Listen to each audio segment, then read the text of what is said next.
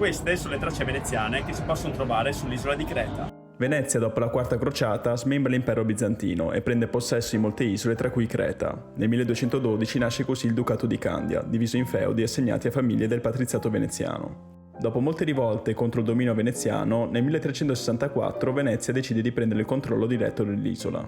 Venezia è stata legata a Creta per più di 400 anni, vediamo alcune tracce di questo periodo.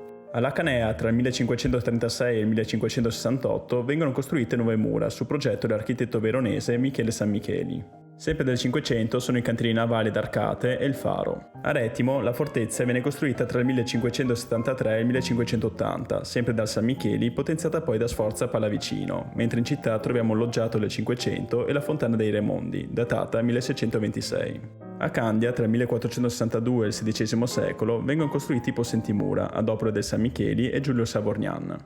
Invece, all'ingresso del porto, tra il 1523 e il 40, sorge il castello a mare, a guardia degli arsenali.